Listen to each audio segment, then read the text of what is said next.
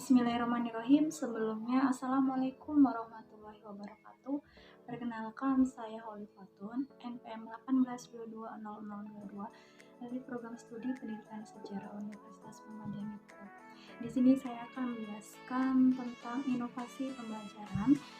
Nah, yang pertama di sini saya akan menjelaskan tentang inovasi pembelajaran sejarah.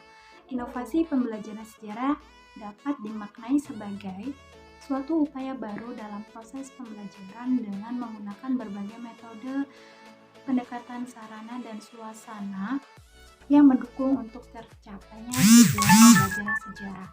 Inovasi pembelajaran sejarah juga dapat diartikan sebagai pembelajaran yang dirancang oleh guru dan sifatnya baru, tidak seperti yang biasa dilakukan.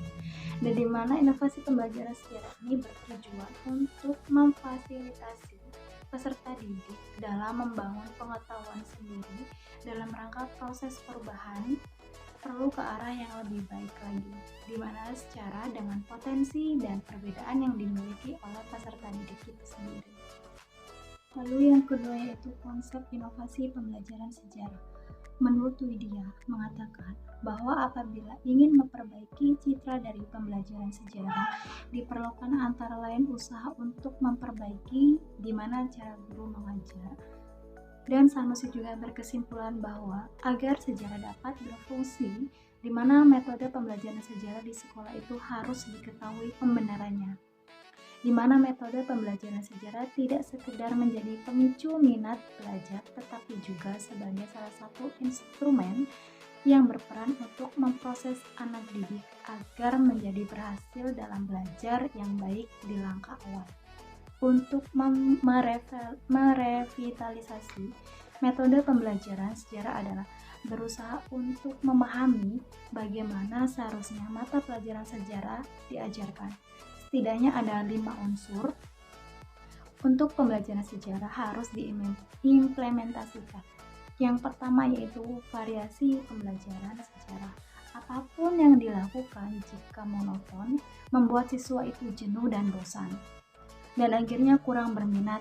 Hal ini terjadi dalam pembelajaran sejarah karena terkonsentrasi pada metode ceramah, sehingga kesan yang muncul adalah mata pelajaran sejarah identik dengan metode ceramah. Sebagian besar berasal di bawah materi sejarah dapat dipindah secara utuh dari kepala guru ke kepala peserta didik dengan metode pembelajaran yang sama. Yang kedua yaitu dari fakta ke analisis pembelajaran sejarah di sekolah. Ternyata lebih menekankan pada fakta sejarah dan hafalan fakta seperti pelaku, tahun kejadian, dan tempat kejadian.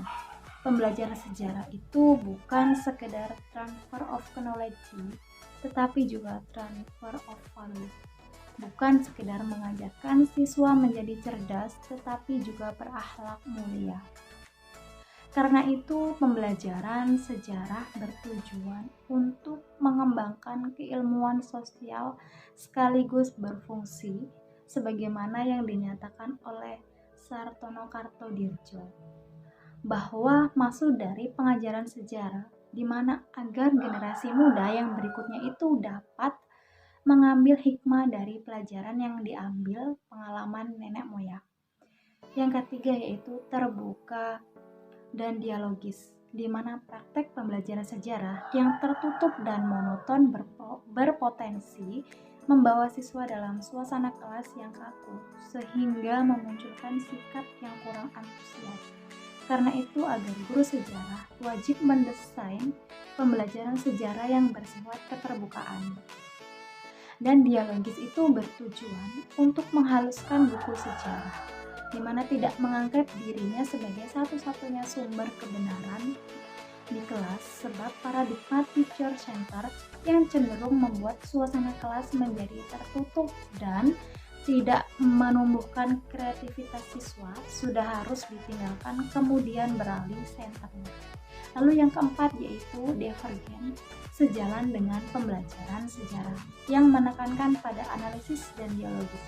Penerapan prinsip-prinsip divergen ini sangat penting agar mempelajari sejarah itu penting dan terhindar dari kecenderungan yang hanya menyampaikan fakta sejarah. Yang kelima yaitu progresif.